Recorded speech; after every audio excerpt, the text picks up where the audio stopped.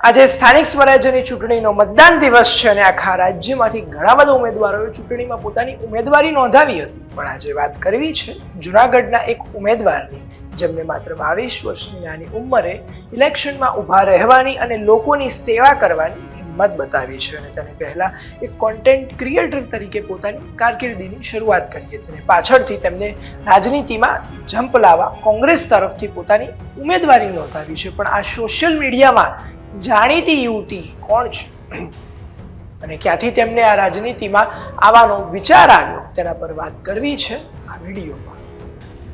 નમસ્કાર, vibes of India સાથે હું પાર્થ. તમે સાંભળ્યું હશે કે રાજનીતિ એ કોઈ બચ્ચાના ખેલ નથી, પણ જ્યારે એક યુવાન સમાજ અને દેશને બદલવાના સપના લઈને ચાલતો હોય ત્યારે રાજનીતિમાં પણ પગ મૂકે તે બહુ સારી વાત છે. અને આજે એવી જ એક દીકરીની વાત કરવી છે જેને નાનપણથી પોતાની આસપાસના વિસ્તારની કથળી ગયેલી સ્થિતિને જોઈને નિર્ણય કર્યો હતો કે હું આ સ્થિતિને બહુ લાંબો સમય નહીં રહેવા દઉં. અને બસ તે જ વિચારને લઈ અંજલિ આહિર નામની એક 22 વર્ષની દીકરી જેને આ ચૂંટણીમાં કોંગ્રેસ પક્ષ તરફથી પોતાની ઉમેદવારી નોંધાવી છે.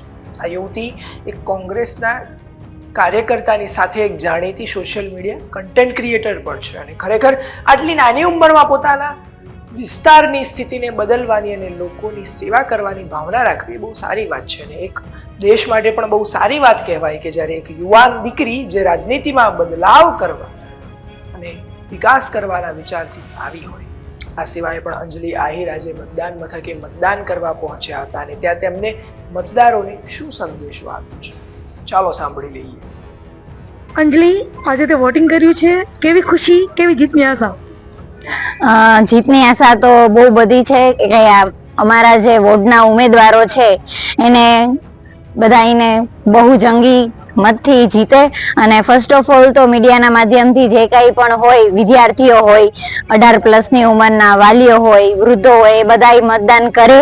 મેં મતદાન કરી લીધું છે, હવે તમારા બધાની રાહ છે. આ વિશે તમારું શું કહેવું છે અમને કોમેન્ટ કરી જરૂરથી જણાવશો અને આવી અવનવી અપડેટ્સ માટે જોતા રહો વાઇબ્સ ઓફ